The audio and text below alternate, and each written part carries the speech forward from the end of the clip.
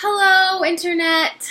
My name is Emily Harrington, and this is my noticing journal, which is basically a recap of my week musically and music educationally, and also what I have noticed about myself musically, about what I want to do in the future with my teaching, and it is an assignment for my Success in Music Ed class. So I'm going to start with a recap of my week. Basically, in the last week, since my last noticing journal, which was written, every other one of these is written and every other one is videoed.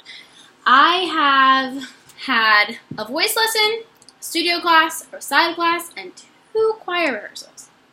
That's a lot. Not to mention the hours I spend in a practice room. I've also had a piano class and music theory every single day. Music theory 5 days a week. That's a lot. Okay, technically it's music fundamentals, but still. Wow. I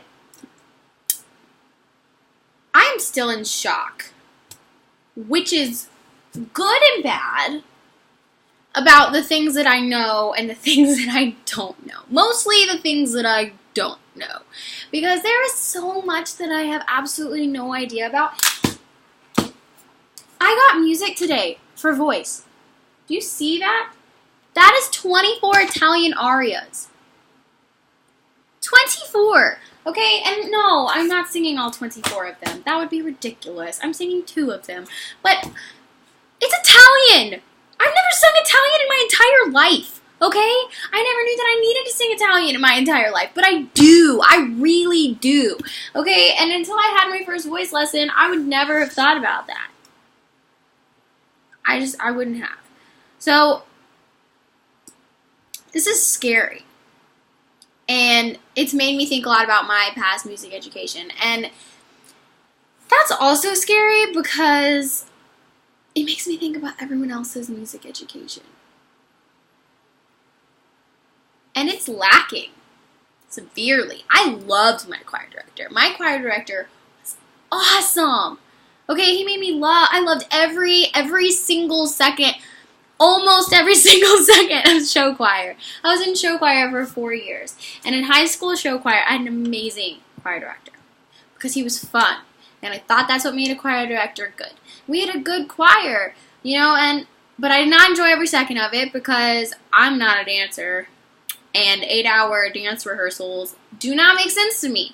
If you are a dancer, I'm so sorry. But I don't know how you exist. Because to me, dancing for 8 hours sounds like it's synonymous to gulag for me. Like, that's exactly how bad it is. That was a really inappropriate joke. I cannot understand how dance people exist. And that is what makes it so wonderful when I see people dance flawlessly. Because it's so impressive to me because I can't do it. I cannot do it at all. So, I'm really glad dance majors exist because I love watching people dance. But if I had to do the things they do, no, I can't think of ever doing those things. So that's one thing I've realized, just how different everything is, from what I expected. I mean, I have made friends in the band, in the orchestra, in the choirs, and in the theater department. And I know a couple people in the dance department. We all have one thing in common. We all really love what we're in school for. And I'll tell you why I know this, why it is pretty safe for me to make that assumption. Because of this. Oh, you're in college? What are you majoring in? Oh, I'm a choral music education major. Oh, that's really nice. Do you have a trust fund? No, I don't have a trust fund. I just really love what I do. Okay? I'm just really happy. Can't you tell? Every time someone asks me that, I just get really, really happy. I am am painfully aware of the fact that I'm not going to make a whole lot of money doing this. If I wanted to make a whole lot of money, I would major in something I can make a whole lot of money in. I'd be pre-med or pre-law. No, I wouldn't be. But that's the general idea. So I am aware. To all of you people that give me that, oh, that's nice look, I know. Okay? All of us know. There's not one of us that did not hear from our parents. Are you sure? Yeah, I'm sure. So that's one thing I think we all have in common, which is great, because that means that we got bit by the art bug,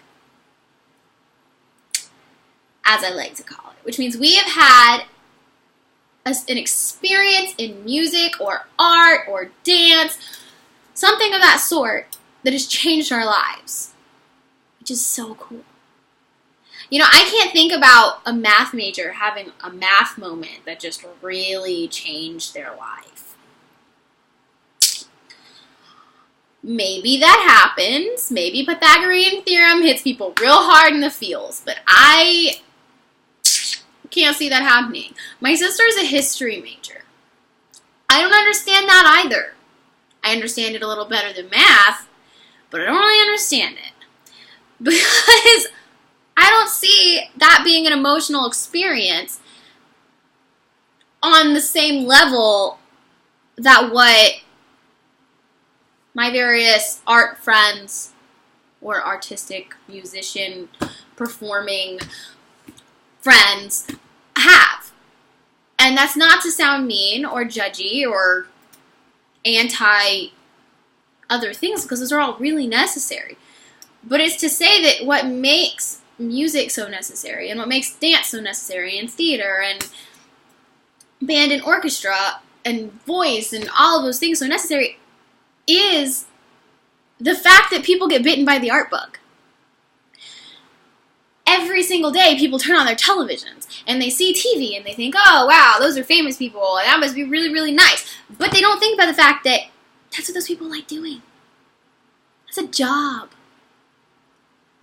Think about if we didn't have TV. Think about what people would do without TV.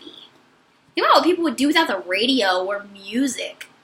It would be really sad to be alive without music. No matter what kind of music you enjoy, and I do believe that every single person enjoys some kind of music. I have never met someone that did not like music. I haven't.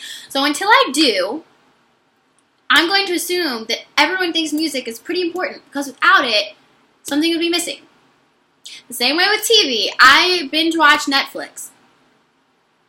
I admit that I have a problem. But I have A's, so I'm not changing that lifestyle. So I think about when people try and take things like this out of schools, like the arts out of schools. What would you do without them?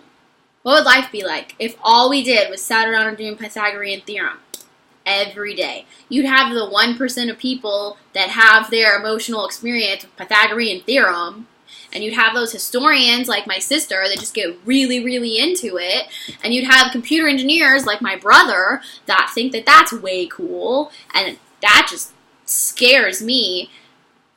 Something would be missing. Something big. Humanity would be missing. And I think that's really important. The other thing I realized is that I cannot say that my title of major really makes me happy.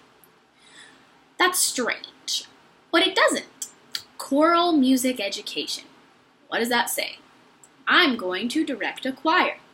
That comes back to this large ensembles issue that was discussed in Elephant in the Room, Williams, 2011, where he discusses how large ensembles have become synonymous with music education itself, which is a problem. A problem I did not realize was a problem until like a week ago.